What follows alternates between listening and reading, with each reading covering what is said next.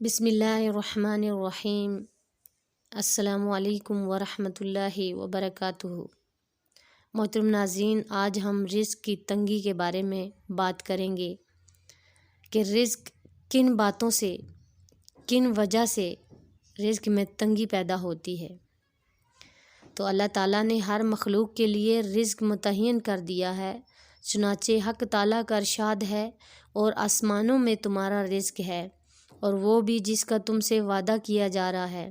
بس آسمان و زمین کے رب کی قسم، یہ یقیناً حق ہے اور اس بات کی طرح جیسے تم بولتے ہو۔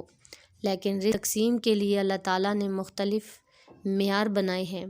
کسی کو بڑی آسانی سے اس کا رزق حاصل ہو جاتا ہے، تو کوئی محنت اور مشقت کی چکی میں پس کر اپنا رزق پاتا ہے۔ غرض رزق حاصل کرنے کے مختلف طریقہ کار ہیں، کچھ سہل ہیں اور کچھ انتہائی شاق، لیکن اللہ تعالیٰ نے بندوں کو تلاش رزق کا حکم فرمایا ہے۔ اس کے لیے اسباب و عوامل بنائے ہیں جنہیں اختیار کر کے انسان اپنے حصے کا رزق پاتا ہے۔ چونکہ دنیا دارالاسباب ہے، یہاں وہی پائے گا جو محنت کرے گا۔ ہاتھ پر ہاتھ دھرے بیٹھ کر آسمان سے دسترخواں کے نزول کا انتظار کرنے والے کے سوائے ارمان نصیبی کے کچھ بھی حاصل نہ ہوگا۔ تلاش رزق کے لیے اسباب اختیار کرنا بالکل معیوب نہیں، بلکہ ایک مستحسن فعل ہے۔ حلال رزق کا متلاشی حق تعالیٰ کا بڑا محبوب ہوتا ہے۔ چنانچہ نبی کریم صلی اللہ علیہ وآلہ وسلم نے ارشاد فرمایا ہے، اگر کوئی شخص رسی سے لکڑیوں کا بوجھ باندھ کر اپنے پیٹ پر جنگل سے اٹھا لائے، پھر انہیں بازار میں بیچ کر اپنا رزق حاصل کرے، تو وہ اس شخص سے بہتر ہے جو کسی کے پاس آ کر سوال کرے، پھر جس سے سوال کیا گیا وہ اسے دے یا نہ دے۔ حاصل یہ ہے کہ سچے دل سے حلال طیب رزق کے جستجو کرنے والے کو کبھی محرومیوں کا سامنا نہیں کرنا پڑتا، مگر بسا اوقات کچھ ایسے اسباب و عوامل پیدا ہوتے ہیں جس کی بنا پر ہمارے رزق میں تنگی پیدا ہونے لگتی ہے۔ یہ بھی من جانب اللہ ایک آزمائش ہی ہوتی ہے۔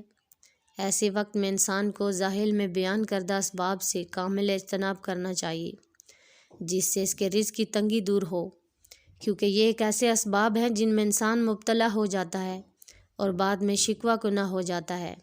ہمیں مالی وسعت فراہم نہیں ہے اور ہم رزق کی تنگی کے شکار ہیں۔ گناہ اور مصیبت میں مبتلا ہونا، معاصی اور ذنوب ایسی چیزیں ہیں جن سے انسان دونوں جہاں کی بلائی اور خیر سے محروم رہ جاتا ہے۔ اللہ تعالیٰ نے قرآن پاک میں ارشاد فرمایا ہے، اور تمہیں جو مصیبت پہنچی ہے وہ تمہارے ہاتھوں کی کمائی کی وجہ سے ہے، اور وہ بہت کچھ تو معاف فرما دیتا ہے۔ اس آیت میں اس بات کی طرف اشارہ ملتا ہے انسان کو تنگی رزق کی مصیبت اور ان کے کرتوت کی بنا پر لاحق ہوتی ہے، یعنی انسان جب معاصی اور منکرات میں ملبوس ہو جاتا ہے تو من جانب اللہ مختلف قسم کی مصیبتیں در آتی ہیں۔ چنانچہ تنگی رزق کی مصیبت میں اسی وجہ سے آتی ہے۔ البتہ انسان جب توبہ و استغفار کرتا ہے تو پھر رزق کے دروازے کھولنا شروع ہو جاتے ہیں۔ چنانچہ اللہ تعالیٰ کا ارشاد ہے میری قوم، ہے پروردگار سے گناہوں کی معافی مانگو، پھر اس کی طرف رجوع کرو، وہ تم پر آسمان سے موسیلہ دہار بارشیں برسائے گا اور تمہارے موجودہ قوت میں مزید قوت کا اضافہ کرے گا، اور مجرم بن کر منہ نہ موڑو۔ اس آیت کریمہ کی تفسیر میں علامہ قرطبی فرماتے ہیں کہ کثرت استغفار کی وجہ سے اللہ تعالیٰ رزق میں کشادگی پیدا فرما دیتے ہیں اور قحط سالی دور فرما دیتے ہیں۔ لہٰذا ہمیں چاہیے کہ ہر وقت اٹھتے بیٹھتے چلتے پھرتے استغفار کا خاص اہتمام کرنا چاہیے۔ قطع رحمی کرنا، قطع رحم بھی تنگی رزق کا بڑا سبب ہے۔ قطع رحم کا مطلب ہے کہ رشتہ داروں کے حقوق کی پاسداری نہ کی جائے اور ان کے ساتھ خیر و بلائی کا معاملہ نہ کیا جائے۔ انسان جب رشتہ داروں اور پڑوسیوں کے حقوق سے لاپرواہ ہو جاتا ہے تو اس کے رزق میں تنگی پیدا کر دی جاتی ہے۔ چنانچہ حضرت انس رضی اللہ عنہ فرماتے ہیں، میں نے رسول اللہ صلی اللہ علیہ وآلہ وسلم کو ارشاد فرماتے ہوئے سنا۔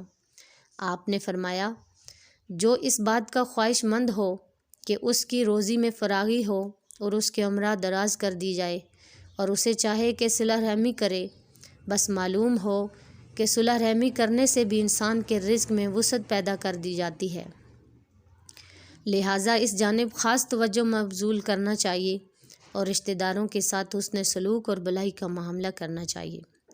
اللہ تعالیٰ پر بھروسہ اور توکل میں کمی۔ رزق کے حصول کے لیے اسباب جس قدر ضروری ہیں، اسی قدر اللہ کی ذات پر بھروسہ اور امید بھی ضروری ہے، کیونکہ رزق دینے والی ذات تو فقط اللہ کی ہے، لہٰذا انسان اللہ تعالیٰ کے ساتھ جیسا گمان رکھے گا، اللہ پاک اس کے ساتھ ویسا ہی فرمائیں گے۔ اگر انسان اللہ کی ذات سے رزق کی امید رکھے تو یقیناً اللہ تعالیٰ اس کے رزق میں فراغی پیدا فرمائے گا۔ حدیث مبارکہ میں آتا ہے کہ اگر تم اللہ پر ویسے بھروسہ کرو جیسے کہ بھروسہ کرنے کا حق ہے تو تمہیں ایسے رزق دیا جائے جیسے پرندوں کو رزق دیا جاتا ہے، وہ صبح خالی پیٹ نکلتے ہیں اور شام کو آسودہ ہو کر واپس لوٹتے ہیں۔ علامہ بن رجب رحمہ اللہ اس حدیث کی تشریح میں فرماتے ہیں کہ انسان اگر صرف ظاہری اسباب کو اپنا کر تلاش رزق کے لیے جد و جہد کرے اور اللہ کی ذات پر امید و توکل نہ کرے تو اس کے رزق میں تنگی پیدا کر دی جاتی ہے، لیکن اگر انسان اسباب ظاہرہ کے ساتھ ساتھ اللہ پر کامل توکل بھی کرے تو اسے اس طرح رزق دیا جاتا ہے جیسے پرندوں کو دیا جاتا ہے، یعنی پرندے صبح سویرے خالی پیٹ محض اللہ کی ذات پر امید کرتے ہوئے تلاش رزق کے لیے نکلتے ہیں اور جب واپس لوٹتے ہیں تو ان کا پیٹ بھرا ہوا ہوتا ہے۔ مالی حقوق کے عدم ادائیگی۔ مال میں کچھ حقوق واجب ہوتے ہیں جن کی ادائیگی انسان پر لازم ہوتی ہے۔ عدم ادائیگی کی صورت میں مال سے برکت چھین لی جاتی ہے اور تنگی مسلط کر دی جاتی ہے، جیسا کہ اللہ تعالیٰ نے ارشاد فرمایا، پس جس شخص نے مال دیا اور پرہیزگار بنا اور سب سے اچھی راہ کو سچ جانا تو بہت جلد ہم اسے آسانی مہیا کر دیں گے، اور جس شخص نے بخل کیا اور لاپرواہ بنا اور سب سے اچھی راہ کو جھٹلایا تو وہ بہت جلد ہم اسے دشواری مہیا کر دیں گے۔ آیت کریمہ سے ظاہر ہوا ہے کہ اگر مالی حقوق یعنی زکوٰۃ و صدقات واجبہ کی ادائیگی میں بخل سے کام لیا جائے گا تو مالی تنگی اور دشواری پکڑ لے گی، اور جو ان حقوق کو ادا کرے گا اللہ پاک اس کے لیے ہر چیز میں آسانی پیدا فرما دیں گے۔ بس ہمیں چاہیے کہ زکوٰۃ و صدقات کی ادائیگی میں بے انتہائی عدم توجہی سے کام نہ لیا جائے۔ حرام مال کمانا۔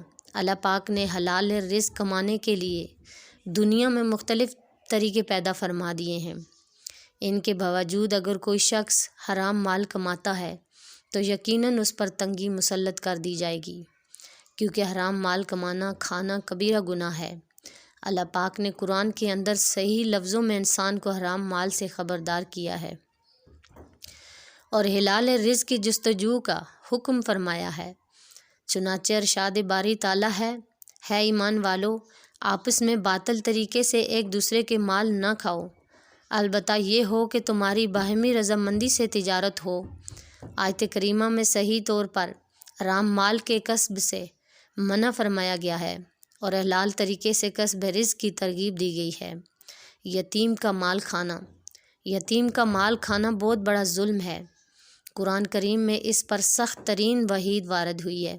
اللہ تعالیٰ کا فرمان ہے، بے شک جو لوگ ناجائز طریقے سے یتیموں کا مال کھاتے ہیں وہ اپنے پیٹھوں میں صرف آگ بھر رہے ہیں، اور ایسے لوگ عنقریب بھڑکتی ہوئی آگ میں داخل ہوں گے۔ یتیموں کا مال کھانا بے شک کبیرہ گناہ ہے اور آخرت میں اس کی بہت بڑی سزا ہے، تاہم دنیا میں بھی سزا کے طور پر ایسے افراد پر رزق کی تنگی مسلط کر دی جاتی ہے۔ سود اور رشوت خوری۔ اللہ تعالیٰ ارشاد فرماتے ہیں، اور اللہ نے بہی کو حلال کیا ہے اور سود کو حرام قرار دیا ہے۔ سود اور رشوت بھی کبیرہ گناہوں میں سے گناہ ہے۔ آج تقریباً دنیا کی اکثریت اس لعنت کی شکار ہے۔ مسلمانوں کو چاہیے کہ حتی المکان اس گناہ سے اجتناب کرے، کیونکہ رشوت، سود اور ہر ایسے طریقے جس سے حرام مال برآمد ہوتا ہے شریعت میں حرام ہے، اور ان کی وجہ سے مالی وسعت ختم ہو جاتی ہے اور رزق میں تنگی پیدا ہو جاتی ہے، زندگی مشکل ترین ہو کر رہ جاتی ہے۔ اگر ان مذکورہ اسباب سے انسان کنارہ کشی اختیار کرے اور حلال اور جائز طریقے سے رزق حاصل کرے تو انشاءاللہ تعالی اسے اس کی زندگی میں رزق کی تنگی کی شکایت ہرگز نہ ہوگی۔ ویڈیو پسند آئی ہے تو دل سے ایک لائک ضرور کر دینا۔ اسی کے ساتھ آج کی ویڈیو کا اختتام کرتے ہیں۔ ملتے ہیں اگلی ویڈیو میں، تب تک کے لیے اللہ حافظ۔